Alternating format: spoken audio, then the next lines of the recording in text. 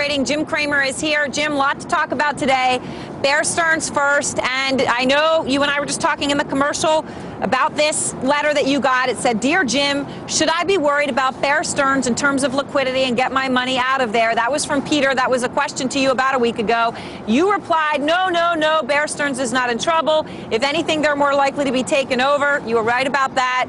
Well, don't move your money from Bear. Maybe you weren't right about that. What do you have to say? Look, let's understand two things. I said the common stock was worthless on Friday, as soon as the thing was at 36, because we then saw a look at the bonds. If you kept your money at Bear, you made out. You got the liquidity. I mean, look, keeping money at Bear was I guess I could have caused a run on the bank and say, take your money out of Bear. I guess people could say, hold it. He's not saying take your money out of Bear, keep your money in Bear. He's saying buy the common stock. I mean, what the heck? You want me to say that? I mean, I cannot cause a run. It turned out that the Federal Reserve guaranteed the money. I'm not going to tell people to pull money out of these places. The Federal Reserve's guaranteeing the money. They're just not guaranteeing the equity. I got a lot of things wrong in my life, but I do not regret the fact that I said don't take your money out of Bear. Because if you had your money in Bear, you still got it today.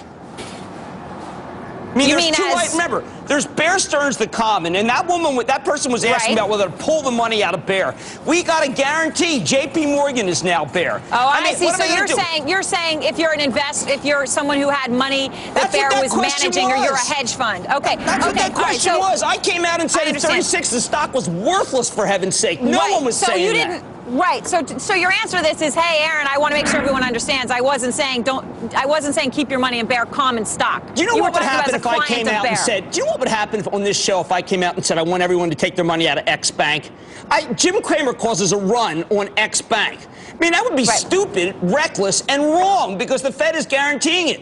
I mean, we want to play that game. I can give you 5 banks.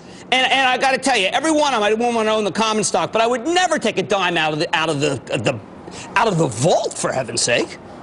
All right. So there's enough problems that Jim Cramer causing a run on X. I'm not going to cause a run on a bank. That's stupid. Just wanted to give you a chance to respond to this because some people might have interpreted your answer I didn't cause a run on Bear common. I didn't cause a run on Bear. The Bear common stock I didn't like, but keeping your money at Bear turned out to be 100% right. Everybody got guaranteed by the Fed. Anybody with hedge fund guys, prime brokerage clients. Every billionaire got bailed out by the Fed. I mean, sorry, I had a prediction that the billionaires would get bailed out. Well, Joe Lewis doesn't seem so happy. He owns the common, for heaven's sake. There's the common, and there's the account that you have there.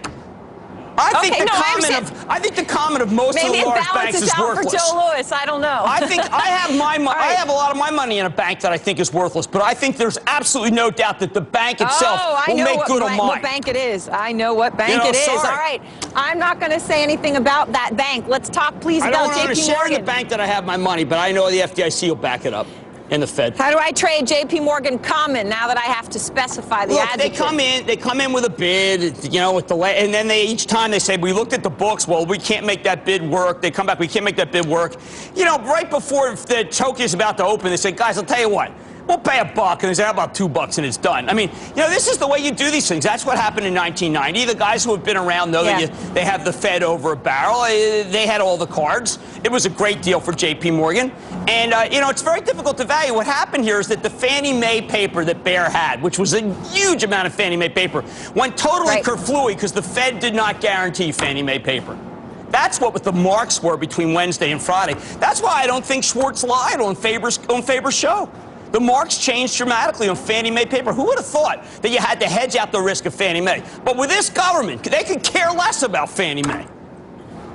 I know you. All right, you have some issues with Fannie and Freddie. We weren't planning on doing this because we talk ahead, but I want to ask you this because you've obviously been very concerned about Fannie and Freddie, and you have on this segment demanded explicit guarantees, right, for Fannie and Freddie. The Fed should be implicit, explicit. The Fed should be buying $200 billion of Fannie Mae paper, not financing J.P. Morgan to steal Bear.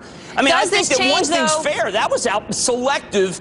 Jamie Dimon here, you just made a lot of money for your shareholders. If they just were to bid for Fannie Mae paper, then Bear would have still been alive. And by the way, again, if you have your money at Bear, you're made whole. For those who are freaking out that they'll never get their money at Bear, they are guaranteed by the Fed. It's like the FDIC Jim, for hold hedge on funds. 1 second. Hold on 1 second. I just want to get to Scott Cohn because he has some headlines you're going to want to hear. Breaking news on Bear. Scott?